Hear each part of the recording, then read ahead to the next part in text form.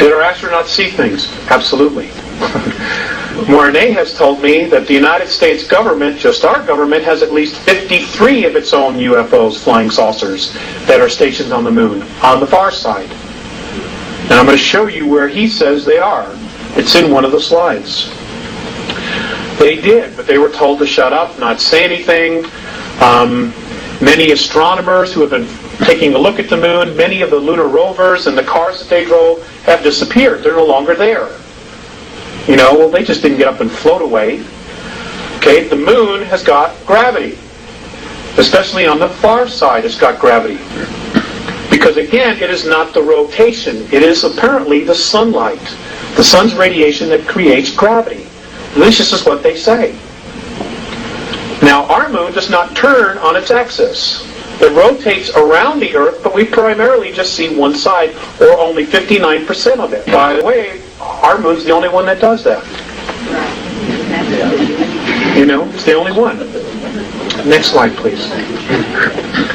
Okay, this was taken out of National Geographic. This was in the early 1950s. This was NASA's idea of what moon bases would look like.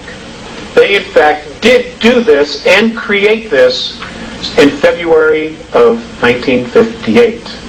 So when Kennedy said, we are going to send man to the moon, part of our government, primarily the NSA, was already there. They were already there. Now, folks, you don't hear much about the Russian space program, but let me tell you something. They are a major player, and they are also here. And they don't work for us. Neither does the NSA. They work for international bankers who are the new priesthoods for extraterrestrials. And we're going to cover that. Next slide, please. Okay. According to the Andromedans, there were primarily 9 huge dome cities on the moon, the front and the back. They housed up to 5 million extraterrestrials at one time. There was water, there was vegetation, there was everything they needed. Okay, and these covered hundreds of miles. So when Richard shows you the pictures of the things, the shards, so many miles tall, 9, 10, 15 miles, whatever it is, he's right. He's absolutely right. But there's more. There's more. Okay, next slide. Okay, this is along the equator on the far side of the moon. This is what's left of a pyramid. There are 4 pyramids on the moon. Excuse me. Okay, now I can assure you that the pharaohs, just to practice, did not take the Hebrew or the ivory up here, build one, then bring it back and do it right in Egypt. Didn't happen. According to the Andromedans, almost all the planets in our solar system have pyramids on it. Some have more. I've asked why. Some people say they're tombs. The Andromedan perspective is that these are weights. And what they do is you put them in a strategic location, it balances the rotation of the planet. It doesn't keep it from wobbling, which means that if the ETs are there colonizing, there's no major fluctuations in weather and gravity. Gravity anomalies as well as the electromagnetic field, which is around every single planet. It has to be balanced. That's what these are for. That's why Giza is directly dead center of the landmass on planet Earth. Next slide, please. Okay, can we just focus this a little tiny bit? Okay, folks, I want you to focus on this area right here. I want you to focus on this structure in here. For those of you who are architects, please feel free to, say something about this. This area right here, you can see the curves, the angles. There's another bridge here. I want you to notice these lit up objects inside the bottom of the crater. We've got a close-up of it. Next slide, please. Here we go. Okay, here's another bridge. Apparently this is inhabited by extraterrestrials from Orion. These are, I'm told, are domes. Does everybody see this? Okay. I'm also told that this is a road that goes into here. There's an elevator that goes up to this area here. And when they land, they take an elevator or something down, and then they can walk, because there's atmosphere on the far side of the moon. Which is why the astronauts took pictures of clouds. It's unbelievable. The snow job that we've been given. It's nothing what we've been told it is. Nothing. Okay. Look at this. Just sitting there apart. This was taken by the lunar orbiter in 1966. Next slide. Now, isn't it interesting that we're told that the craters were created by meteorite impact, or incessant meteorite bombardment? I just love that. Okay? And yet, you have full-fledged mountains in the dead center of these craters. Many of them are even higher than the crater walls. Folks, that's just not possible. It is not possible. You have craters that are 30 to 40 miles in diameter. The deepest one is only 7,000 feet. That is also an absolute impossibility. Richard talks about his dome structures, okay, that had some kind of a glass on it. Right here.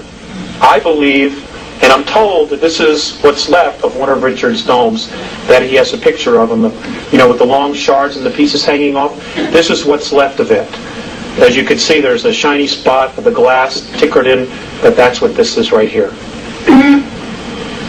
This apparently also was a domed city, but it was destroyed by particle beam weapons between what we now know as the Orion group and a group from the Pleiades.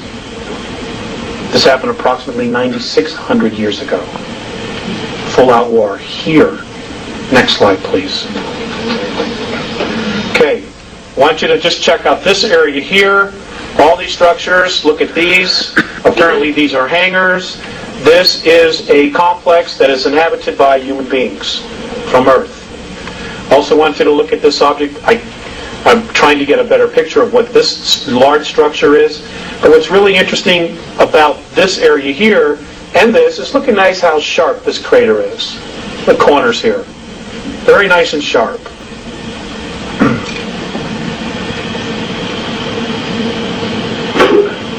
Next slide. I just wanted to show you this structure here. This is absolutely not supposed to be there, and apparently it is the ruins of a ship that was destroyed 9,600 years ago. Next slide. Okay, here's another picture of it. Okay.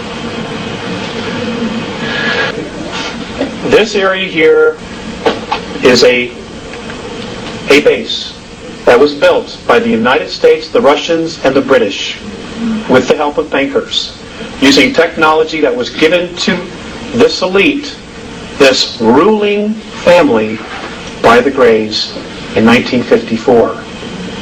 They've been up here a long time, and this is actually considered a resort. This is not Club Med.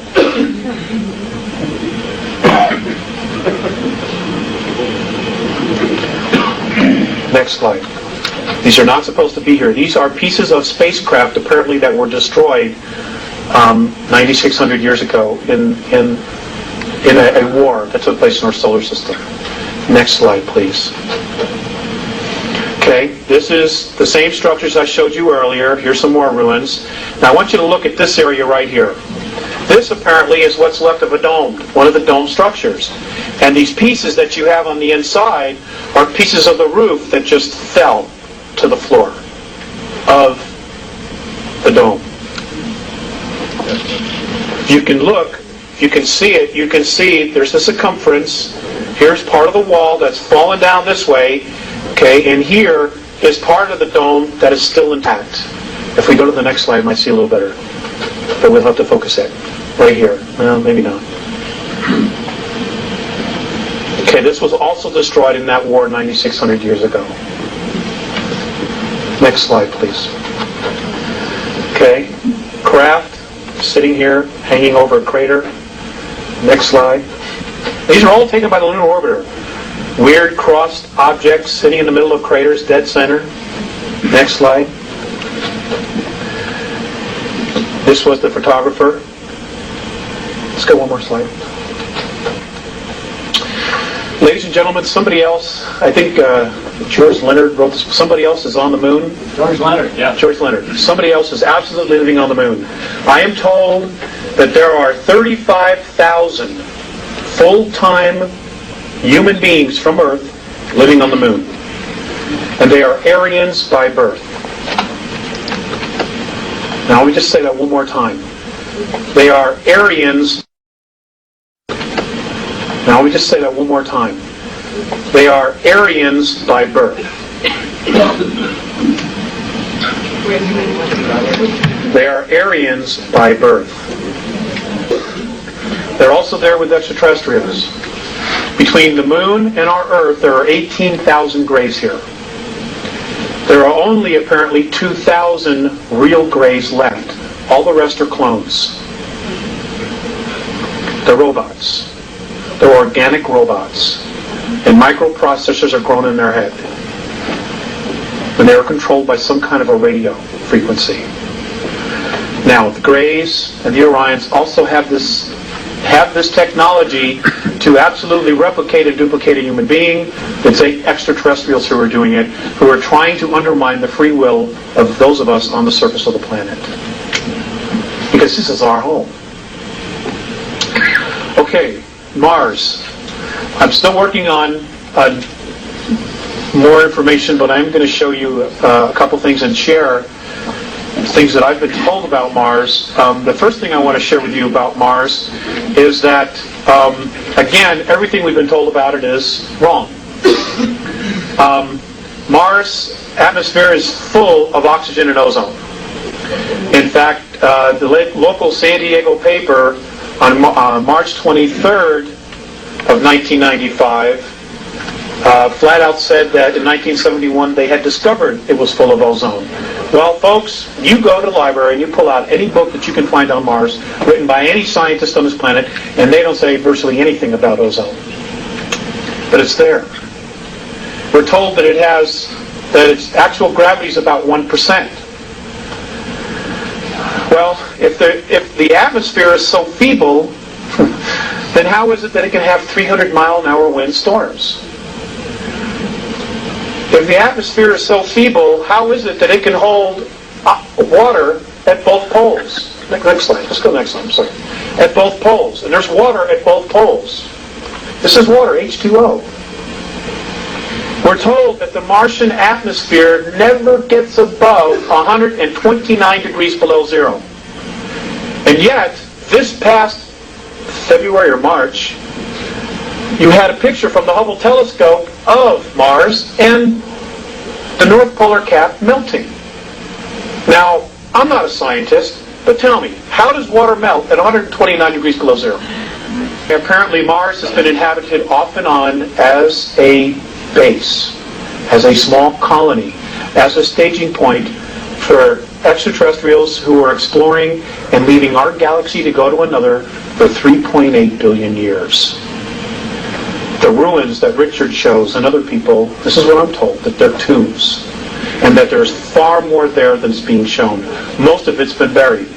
Because during a war previous 69 million years ago, Mars was almost exactly like Earth. That many of the animal life that was on Mars is on Earth. We will find that there were dinosaurs. Many of the exact same animals and mammals and reptiles were on both our worlds.